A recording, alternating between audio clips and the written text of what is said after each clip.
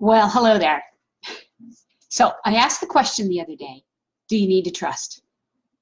And we're talking about spiritual inquiry, spiritual growth. I don't like the word growth, but it's more like spiritual discoveries, that we are seekers and voyagers on a path of discovery.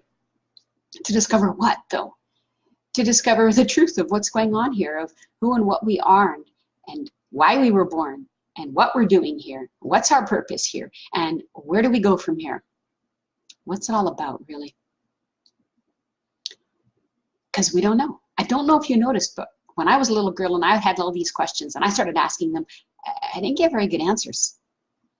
The adults who otherwise looked like gods to me, they knew everything, had all the power, could do everything that I couldn't do, didn't know. Well, I didn't know they didn't know. They just didn't answer me at first. They were kind of weird about it. It kind of dismissed me. And I felt probably like, I shouldn't be asking that maybe there's something wrong with me. Maybe they do know. I don't know. I'm the only one that doesn't know. But eventually I came to realize they don't know. They act weird because they don't know. Because they go about their lives as if they know. But their life is showing them again and again and again and again, over and over and over, they don't know. So when I was first introduced to this question, who am I? That hit all those chords, all those nerves, because it brought right to the forefront again the obvious, that I don't know. How I had lived my life to be 40-something years old, and I don't know.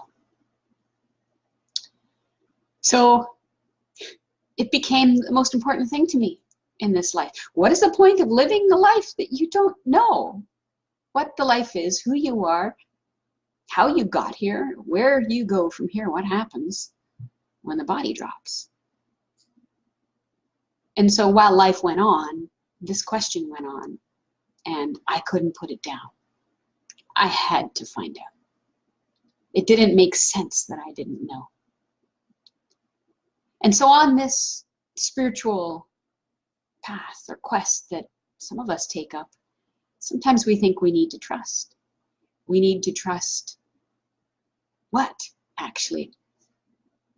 We need to trust that everything's okay. Somehow we kind of sort of maybe know that, but we have all these ideas that say it's not okay. We have all these ideas of me being a separate, tiny individual who's at risk to the whole world, because isn't the world much greater than us? And so we're afraid. And some people think you need to trust because you're afraid. Rather than trust, if you knew the truth and there wasn't fear, you wouldn't need trust. So if you don't go into what I call the movie in the mind, then you're not going to be afraid. It doesn't mean you'll know. It still doesn't mean you'll know the truth, but you won't be afraid. I take it back. You probably will be afraid until you know the truth. On some level, you'll be afraid until you know the truth because you don't know. And you see bodies die, and you think that will happen to you.